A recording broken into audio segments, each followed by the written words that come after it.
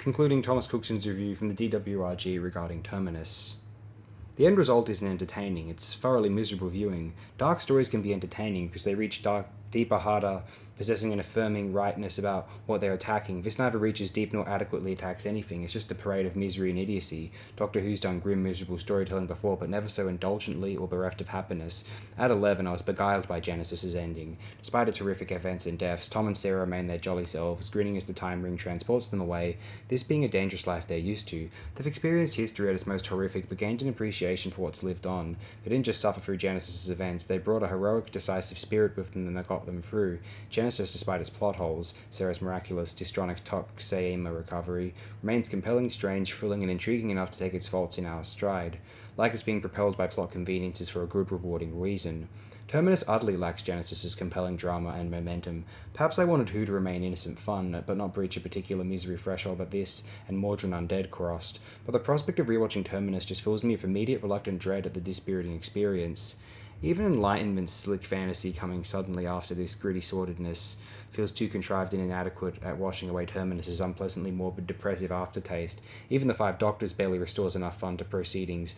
Whilst only Stephen Gallagher could have imagined Terminus, a better production team could have done something special and compelling with it to give it righteous fury. Perhaps if its ideas were given breathing room unfiltered by J&T's restrictions against anything exceeding 4 parts or evoking Season 17's eccentric humour.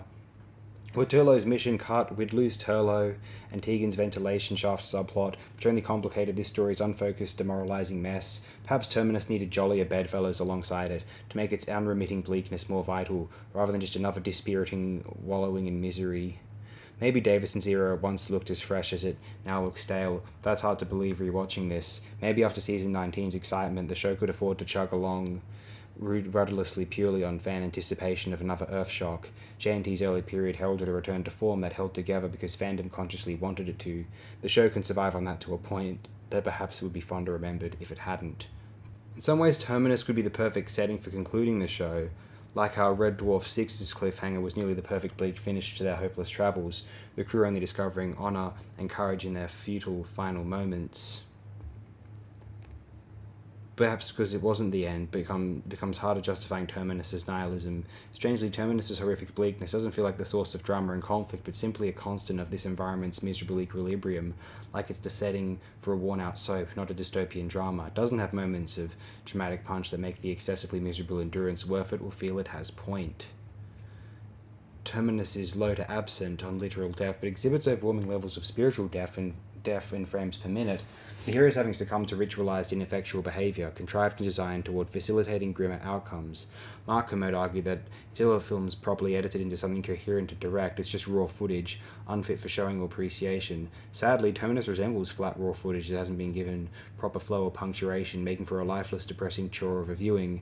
Notably when Fear in the 80s retrospective reshowed Fred's fantastically edited nuclear holocaust sequence, they ruined it by intersplicing its carnage of tiresomely droning, inane remarks by smug Philistine media wankers, a vulgar butchery of masterpiece editing.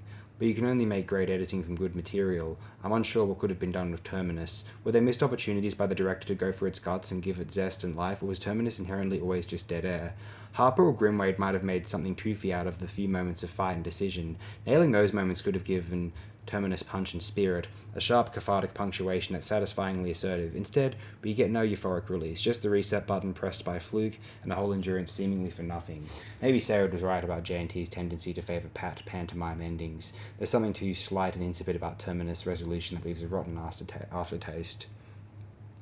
The breaking of the Garm's control, made a big deal of out of the blue, I guess is meant to symbolically restore everyone's free will. There's a sense it's about the end of a dark age and beginning of enlightenment, forcing even the rotten to change and see the world anew. But it's neutering any blame or felt anger. It leaves me cold. Nothing feels fought for or vindicated, only the victims feel conquered. The Magdalene sisters worked because every moment was believable, and our intimacy of the characters' thoughts and actions was never broken. Terminus breaks that rule far too often. This feels utterly untrue to the characters. Even I can't believe Davison's shocking negligence of Nyssa throughout. Likewise, Earthshock demonstrated Nyssa's made of tougher stuff than to submit to being a hapless, frail damsel cipher treated like cattle, and never developing any inner strength or turnaround moment of bravery. There's no anger. Horns of Niemann had more passion. We're not watching admirably tough, pragmatic humans who keep going no matter what. The Davison companions, like the Makers, seemingly have no clue what they're doing beyond miserable, apathetic petulance. There remains vested interest in showing Davison's Doctor as incapable, though some illiterate fallacy that the formerly too successful hero now needed to be rendered insensible. Terminus needed the opposite of this, needed hopeful, dynamic heroes determined to spontaneously turn the tide. It made sense when Warriors Gate invoked the shocking idea of Tom's Doctor, after 7 years proactive, empirical, decisive heroism, finally stepping back and passively letting events happen. Davison's only halfway through his short run, yet this story is tripping him up before he's had a chance to develop a proactive, heroic character. It's no cathartic sucker punch, it's just asserting a depressing status quo. It's not cleverly turning the show's decisive empiricism on its head, merely contemptfully disdaining it in the belief fans just wanted fan service. J&T's obsessive anti-Williams backlash led to character regression and heartless procrastination, facilitating weak stories that the real Doctor could have resolved instantly. It became a development hell show.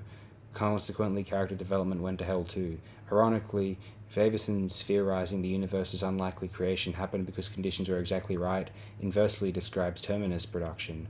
Only all the materials and conditions were wrong, and the results were disastrous.